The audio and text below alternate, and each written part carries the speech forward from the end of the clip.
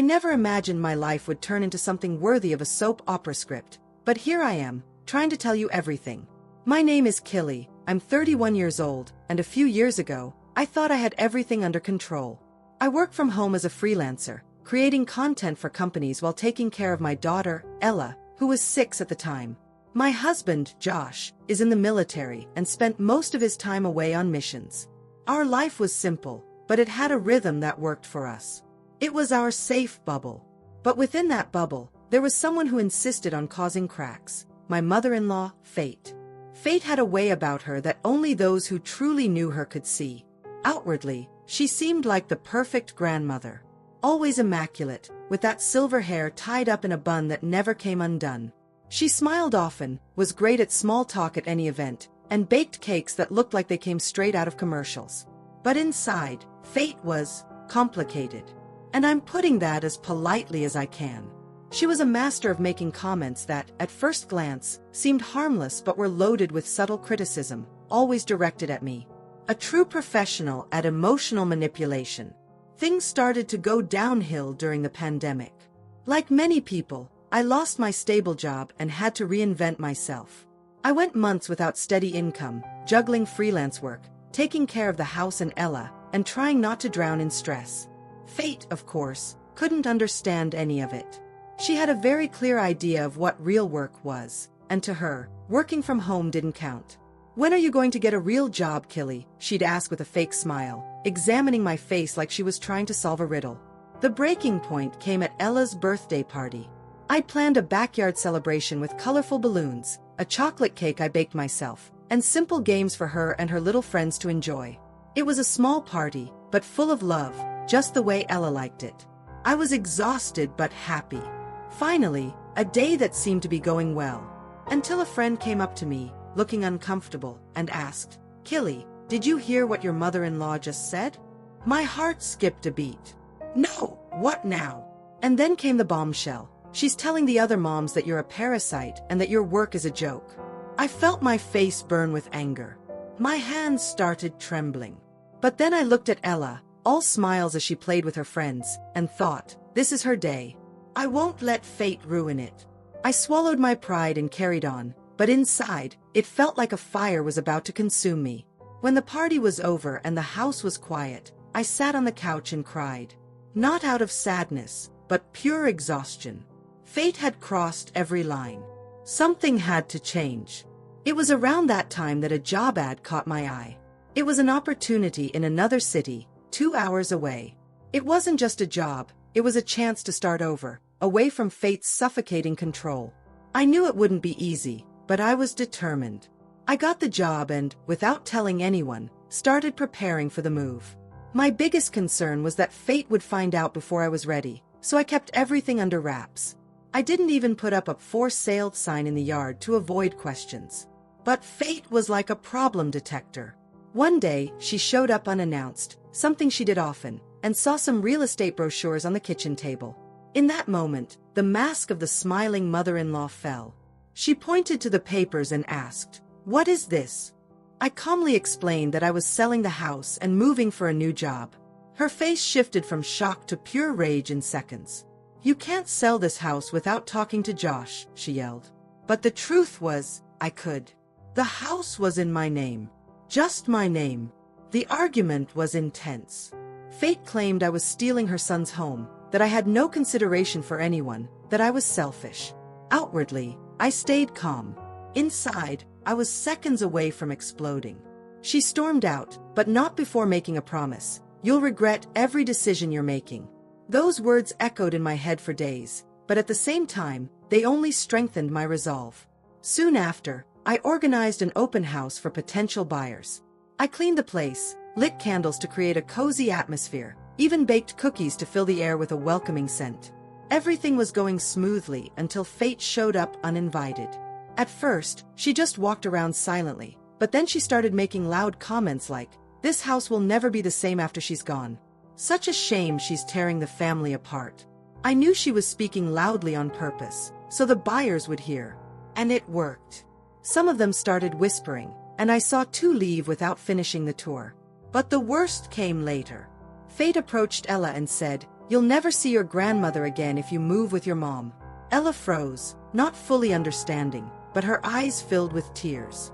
That was the breaking point for me. I took a deep breath, tried to keep my composure, and said, "Fate, enough. You're not going to use my daughter to manipulate me." She tried to argue, but I pointed to the door and said, "You can leave now." For the first time, I felt like I was truly taking control of my life.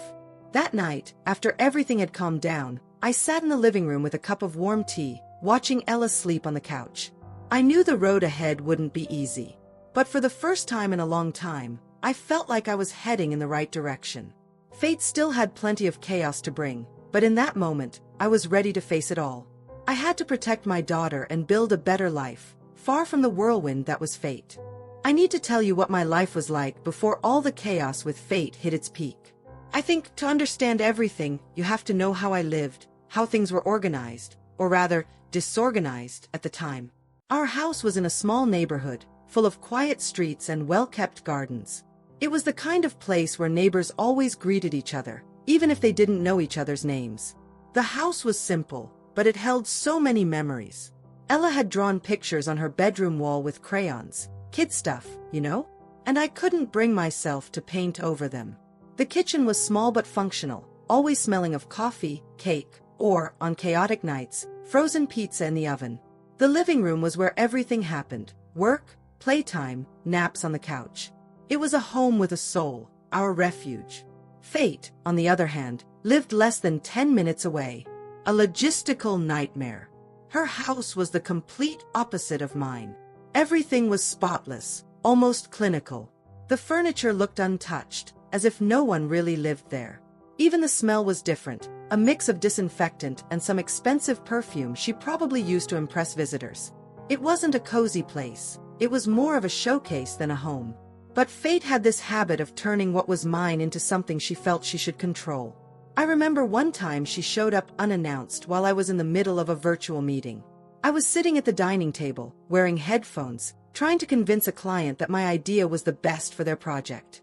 Suddenly, I heard the front door open, because of course, she had a key, and in walked Fate, her handbag perfectly matching her shoes.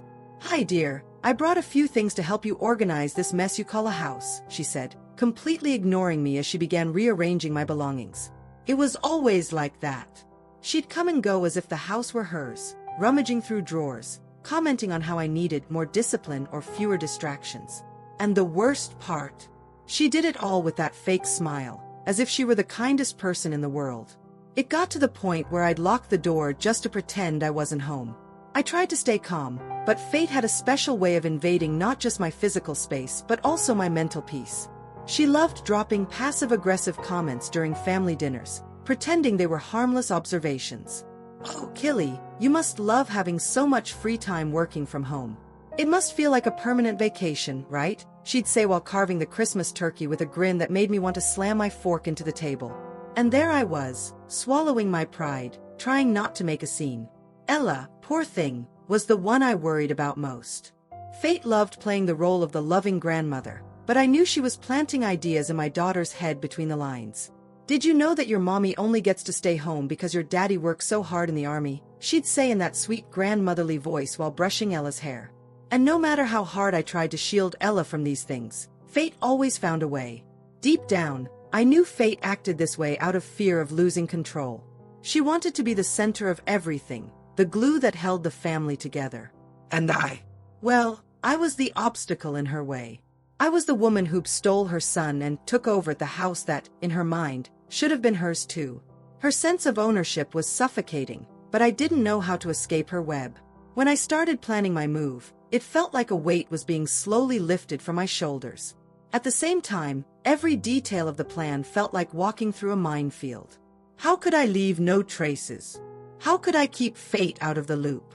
It was a mental chess game. I'd constantly glance out the window, half expecting her to show up unannounced with that fake helpful look on her face. Still, as I packed, I felt a mix of anxiety and hope. It was like I was finally sketching out a map to my freedom. Each box I packed was a small step away from the constant pressure. Every item I listed for sale was a piece of the past I was leaving behind. But fate wasn't the kind of person to let things go. Deep down, I knew that even though she didn't know my plans yet, she could sense something was changing. And that made her even more watchful. My routine became a battle of patience, with one eye on my tasks and the other on the door, waiting for the next unexpected confrontation. As exhausting as it was, this was my moment to start anew. I just didn't know the price of that new life would be so high. I think to truly understand what happened, you need to know more about the people involved in all this mess. Because honestly, each one had their layers, some deeper than I would have liked to deal with. Starting with me, Killy. I've always seen myself as a practical person. I'm not the type to make grand plans or have far-fetched dreams. For me, life was about making sure things worked day to day. Work, home, taking care of my daughter. Nothing glamorous, but it was enough. Then the pandemic hit me hard. Losing my job, not knowing how I'd pay the bills, and on top of that, dealing with fate's criticism, it was a combination that nearly broke me. I felt like a duck, calm on the surface, but paddling like crazy underneath to stay afloat. Even so, I tried to keep my head up because I had Ella to look after. Ella is undoubtedly the heart of it all. My daughter is the kind of child who lights up a room the moment she walks in. Her curly hair seems to have a personality of its own, her easy smile, and an energy that made even the worst days bearable. She has that childlike curiosity that makes you want to see the world through her eyes. But at the same time, she's sensitive. She could sense when I was stressed, no matter how much I tried to hide it. She didn't fully understand what was going on with her grandmother, but she felt the tension. And that, more than anything, gave me the strength to keep going. Now, let's talk about Fate. Fate is a whole other case. Outwardly, she was the picture of a respectable lady. Tall, slim, always impeccably dressed in clothes that looked expensive but understated enough not to draw too much attention. She had a presence that made people look twice, like she was always in control of everything. But inside, she was like a puzzle with missing pieces, and the ones that were there didn't fit together properly. Fate had this sense of ownership over everything related to the family. Josh, my husband, was the center of her universe. It was as if he were still a little boy who needed his mother for everything.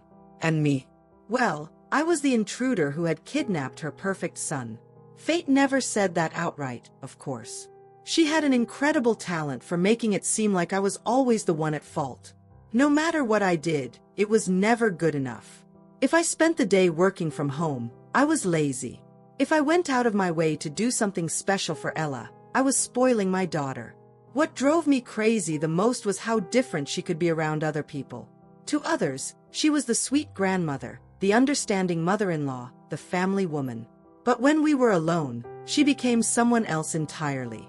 Always with that passive-aggressive tone, full of subtle digs. It was like dealing with two different fates, and it was maddening. And finally, there's Josh. Oh, Josh. He was the typical guy who hated conflict. For him, if there was a way to avoid a fight, that was the right choice.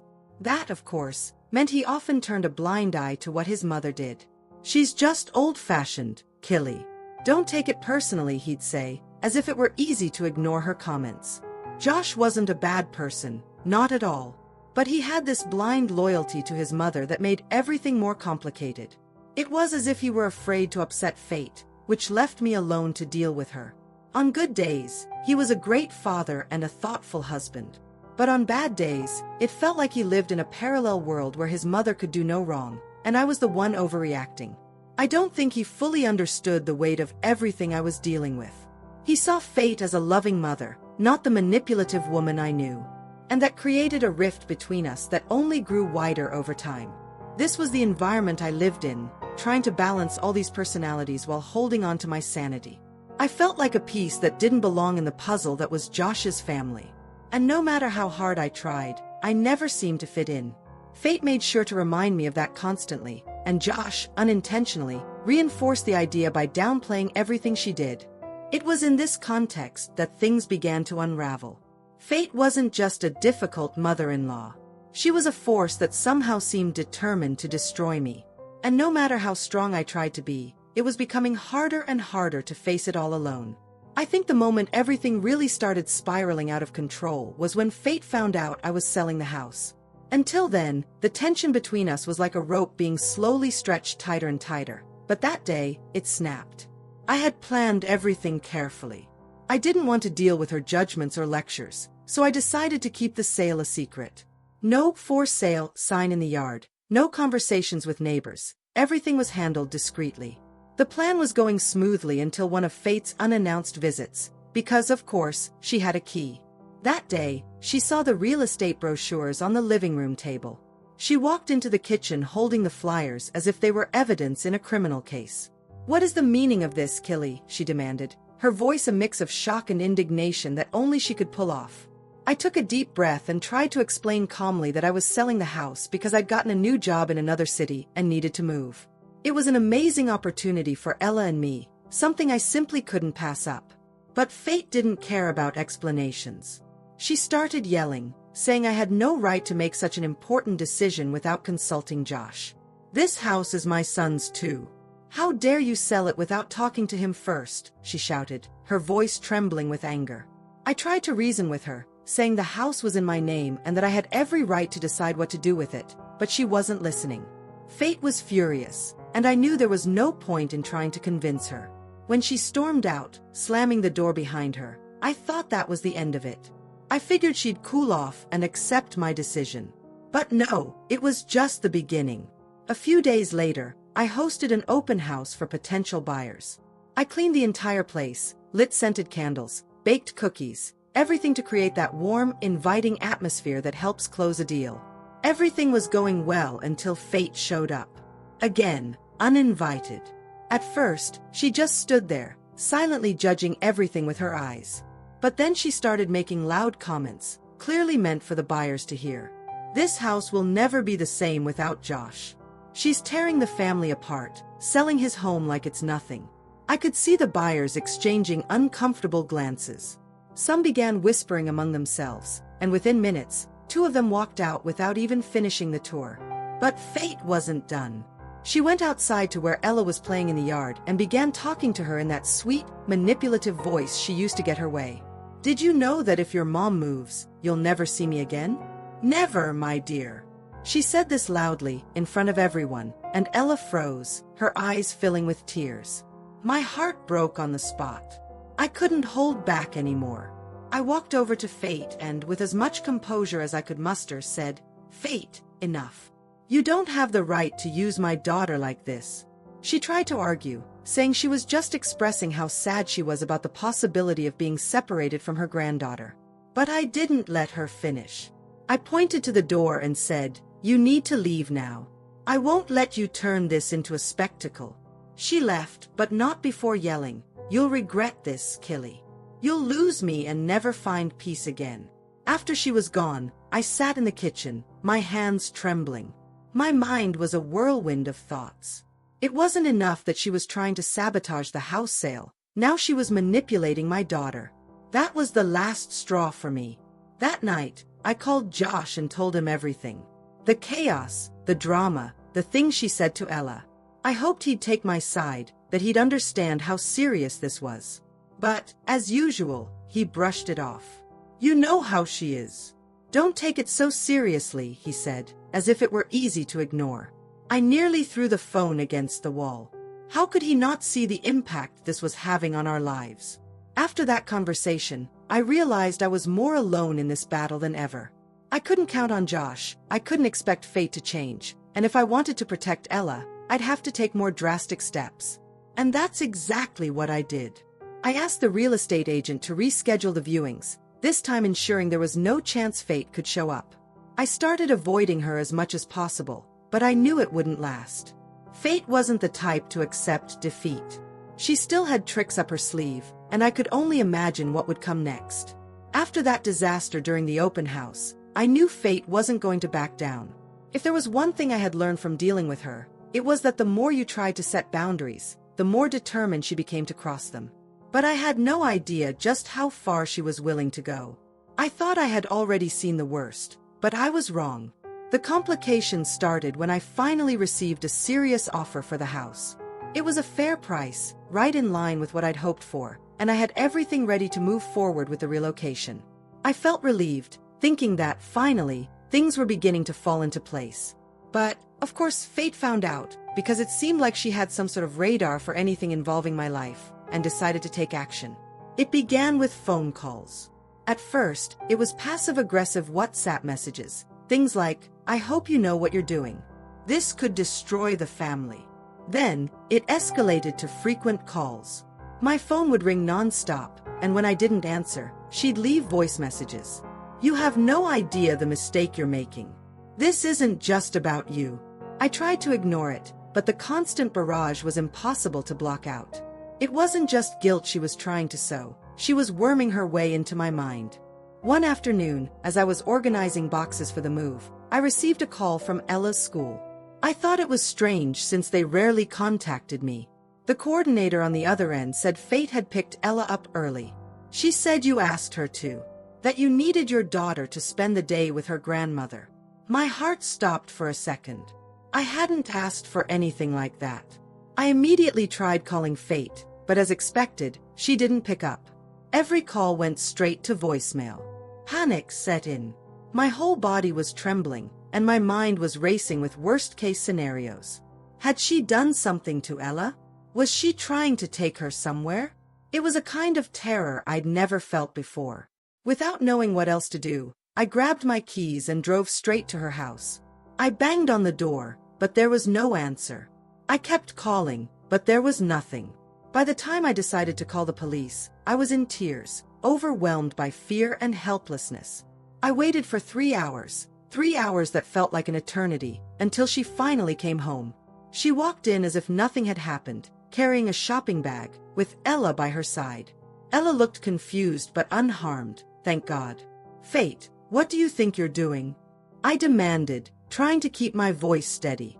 She answered with maddening calmness, "Oh, I just took my granddaughter to pick up a few things. I wanted to spend time with her before you take her away from me forever." The blood rushed to my head. How could she treat this so casually? She had taken my daughter without my knowledge or permission and acted like it was the most normal thing in the world. The police officers were waiting outside and asked her to come with them to provide a statement. She was outraged. "You called the police on me? Your own mother-in-law? This is betrayal at its worst." But she went with them. They didn't cuff her, but the situation was enough to enrage her completely. I didn't know what would come next, but I knew I had to take more drastic measures. That night, I talked to Josh. To my surprise, this time, he sided with me. He admitted his mother's behavior was out of control and promised to address it. But even then, I couldn't fully trust him. His history of defending Fate was too strong to ignore. From that point, I made some critical decisions. I left explicit instructions at Ella's new school. Only Josh or I were authorized to pick her up. I informed the real estate agent about the issues with Fate and asked to restrict house viewings to times when I could be present, and I requested maximum discretion. Fate, of course, was livid about these new measures. She continued sending messages, accusing me of destroying the family, and saying she'd never forgive me for cutting her off from her granddaughter. The real breaking point, though, came on Ella's birthday. I'd planned a simple celebration, just the two of us, since Josh was still away. Nothing extravagant, a small cake, some balloons, and a few presents. Somehow, Fate found out. She showed up unannounced as always, this time with massive gifts, clearly calculated to overshadow anything I had planned. "Your mommy didn't want me here, but I could never miss my granddaughter's birthday," she announced, handing Ella a gigantic present that screamed, "Look at how much I love you more than your mom does." That was the moment I knew Fate wouldn't stop until she got what she wanted. Control. Control over me, over Ella, over every aspect of our lives. That's when I made the hardest decision yet. I filed for a restraining order against her. It was a difficult step, but I knew it was the only option left. Fate had crossed every boundary, and I needed to protect my daughter and myself. That decision changed everything. It marked the beginning of the end of a battle I never wanted but could no longer avoid. Fate still had cards to play, but for the first time, I was ready to face her, no matter the cost. After the restraining order against Fate, I felt a small sense of relief, as if I had finally put up a wall between her and my life. But at the same time, I knew it wasn't enough to stop someone like her. Fate wasn't the type to accept defeat, and I was about to find out just how far she would go to maintain the control she thought she had over my family. The first sign that things were far from calming down came when I received a legal notification. Fate had hired a lawyer and was contesting the restraining order. She claimed to be a loving grandmother unjustly kept away from her granddaughter by a daughter-in-law who hated her. She even managed to get witnesses, her friends, of course, who supported her version of events. The most frustrating part? Her story made it seem like I was the villain, an unstable and controlling woman who wanted to isolate my daughter from the rest of the family. Fate knew exactly how to manipulate situations in her favor. She had a way of twisting the facts to suit her own narrative, and it began to wear me down. My lawyer kept telling me not to worry, that we had enough evidence of her behavior. The incessant calls, the messages, the incidents at school and the visitation with the buyers. But even so, it was impossible not to feel a chill run down my spine when I imagined what she could do next. While the legal battle unfolded, I still had to deal with the logistics of the move. The sale of the house was finally completed, but not without more interference from fate. At the last minute, she tried to convince the new buyers that there were serious structural issues with the house, a blatant lie. Thankfully, the realtor managed to handle it before the deal was jeopardized. But he made it clear that I needed to be more careful with any contact between her and the future owners. I finally moved to the new city with Ella. It was a relief to be away from fate, but at the same time, distance didn't mean she had given up. As soon as I settled in, she started sending letters. Yes, letters. They were pages and pages full of accusations, manipulating the situation to try to make me feel guilty. She wrote things like, "You're depriving Ella of growing up surrounded by love and family, and one day, your daughter will blame you for keeping her away from me." Those words affected me. Not because I believed them, but because they showed just how far she was willing to go to play dirty. It was exhausting. Every time I thought I was starting to stabilize, here came another attempt from fate to infiltrate my life. And of course, she kept in contact with Josh. Josh, for his part, was in a tough spot. On one hand, he said he understood why I had taken drastic measures against his mother. On the other, he felt guilty for not mediating the situation more actively. But what really bothered me was the way he let fate continue pressuring him. I found out that, while I was trying to set clear boundaries, he was sharing information with her. Things like Ella's new school and details about our apartment. It was on an ordinary day, while I was working from home, when the phone rang again. It was the school. My heart stopped. They said that a woman, Fate, of course, had shown up trying to pick up Ella, but thankfully, they had followed my instructions and didn't let her take her. That was the last straw. It wasn't enough that she had invaded my life at the old house. Now she was trying to violate my security in the new place. After this incident, I went back to court to reinforce the restraining order and add specific clauses regarding the school and public places. Fate was crossing lines I hadn't even imagined were possible, and each step she took was bolder than the last. In court, the judge seemed incredulous when hearing the account. For the first time, I felt like someone understood the level of madness I was dealing with. Meanwhile, my relationship with Josh began to fall apart for good. He couldn't admit that part of the problem was his own inability to confront his mother. The more he tried to justify her behavior, the more I felt we were on opposite paths. It was a tough conversation, but I told him bluntly, if you can't choose between protecting your mother and protecting our daughter, then there's no space for us to function as a family. He went silent, but the weight of my decision was clear. Still, I knew this wasn't the end. Fate was like a storm that never ceased. But at that moment, I was tired of being the person who only reacted. I needed to be proactive. I began documenting every interaction, every attempt at contact, every incident involving her or even Josh. It wasn't just about protecting myself. I needed to protect Ella from any future harm.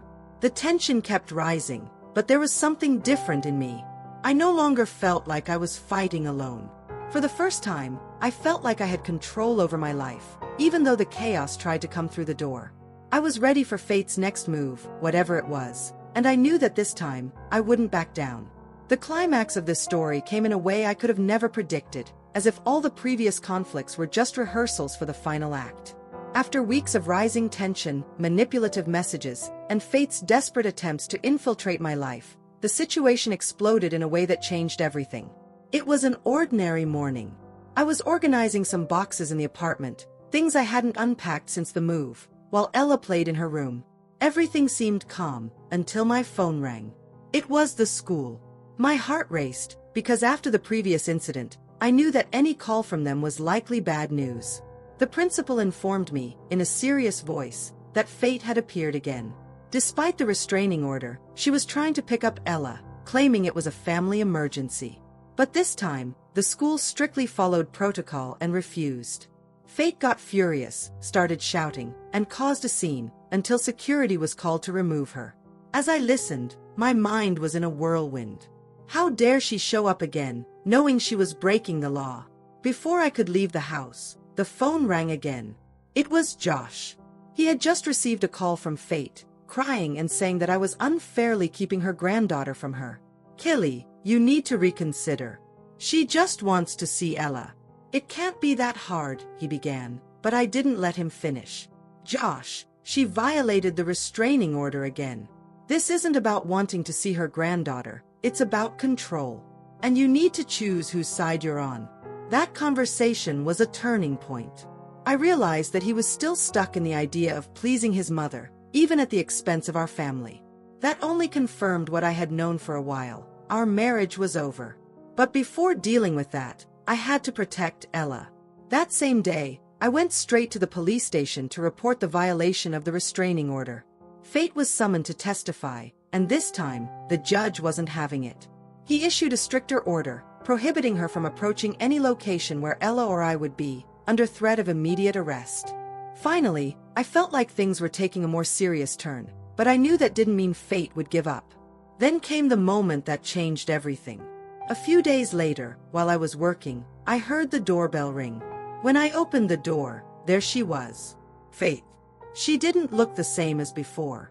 She was worn out, her eyes swollen, as if she hadn't slept for days. Before I could shut the door, she put her foot in the doorway and said, "Killy, please, listen to me. I just want to talk." My first reaction was anger. How dare she show up, after everything? But before I could say anything, she started speaking. "I know I've gone too far. I know I've crossed boundaries I shouldn't have. But you need to understand. I just wanted the best for my son and my granddaughter. I didn't want to lose my family." There was something in her voice that sounded different, but I didn't trust it. Years of manipulation had taught me not to fall for her words. "Fate, this isn't the time for this. You need to leave right now. If you don't, I'm calling the police." She started crying, but not in a way that seemed natural. It was like she was trying to make me give in. "You're destroying everything, Killy. I have no one left. You don't understand what it's like to be alone." I didn't respond. I just picked up the phone and started dialing. Before I could finish, she shouted, "I'm leaving. I'm leaving, but know this, you'll never be happy without this family." She left, but the impact of her words lingered. Not because I believed them, but because that was the confirmation that she would never change. Fate would never accept that she wasn't in control. That night, I decided I had to end everything once and for all. I called Josh on video and told him I wanted a divorce. It wasn't an easy conversation. He tried to argue, asked me to reconsider, said we could still work things out. But I was resolute. "Josh, this isn't just about your mother. It's about you too. You've never been on my side. I can't live in a constant war, trying to protect our daughter from both of you. I need peace, and you can't give me that." After hanging up, I sat on the couch, exhausted.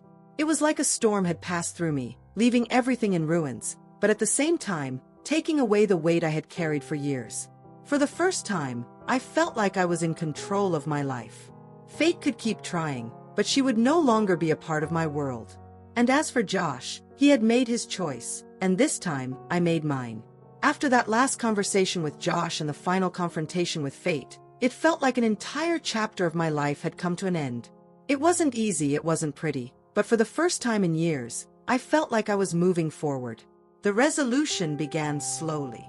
The sale of the old house was finally completed, and with the money, I managed to settle into the new apartment. It wasn't big, nor perfect, but it was ours. Each box I unpacked, each piece of furniture I assembled on my own, was a reminder that I was building something just for me and Ella. No interference, no nasty comments, no one trying to control our lives. Ella gradually started to adapt to the new school and routine. In the beginning, it was tough. She missed her father, and though she didn't say it, I knew she was confused by the absence of her grandmother. But with time, things got better. I began to create new habits with her, movie nights, painting afternoons, and even small adventures around the new city. Our bond grew stronger than ever, because, for the first time, I could be fully myself as a mother, without anyone trying to sow doubts or manipulate our connection. Fate, of course, didn't completely disappear. She continued to try to get in touch, sending messages that I ignored without even opening. When she realized she couldn't talk to me, she started pressuring Josh. He, in turn, respected the boundaries of the restraining order and never tried to bring her back into our lives directly. But I knew that, behind the scenes, she was still looking for loopholes. The divorce from Josh was complicated but necessary. We agreed on joint custody of Ella, with clear conditions. Fate could not be present during his time with our daughter, and he had to respect the restraining order or face legal consequences. It was a tense negotiation, but he agreed, perhaps finally understanding the impact his mother had on our lives. Despite that, there was something sad about the end of our marriage. Josh wasn't a bad person, but he was a man who could never break free from his mother's control. I knew he loved Ella, but I also knew he didn't have the emotional tools to protect her as she needed.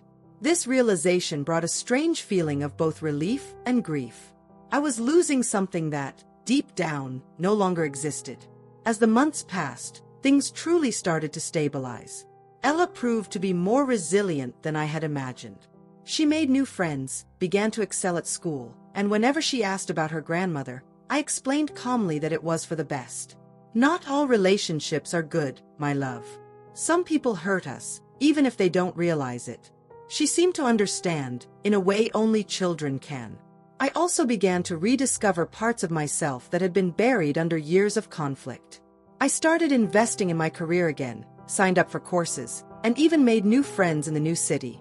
For the first time, I felt like I had space to grow without the fear of being judged or attacked. It was liberating. There was one last attempt from fate to reapproach, months after all of this. She sent a long letter, full of apologies and promises that she would change. I read it, more out of curiosity than hope. The words seemed sincere, but I knew I couldn't trust them. It was like a well-written trap, a desperate attempt to regain control. I tore the letter up without responding. In the end, what remained was a painful but valuable lesson. I discovered that no one has the right to invade your space or define how you should live your life. I learned that setting boundaries isn't selfish, it's necessary. And most importantly, I learned that the love for my daughter would always be the force guiding me, no matter how difficult the road. Today, Ella and I have a peaceful life. We still face challenges, because, well, who doesn't? But they now seem small compared to what we've been through. When I look back, I see how much I've grown. Not just as a mother, but as a person. I finally feel free. And you know, if there's one thing I've learned from all of this, it's that families aren't always perfect. They don't always stay intact. Sometimes, the best thing you can do for yourself, and for those you love, is let go of what only brings pain.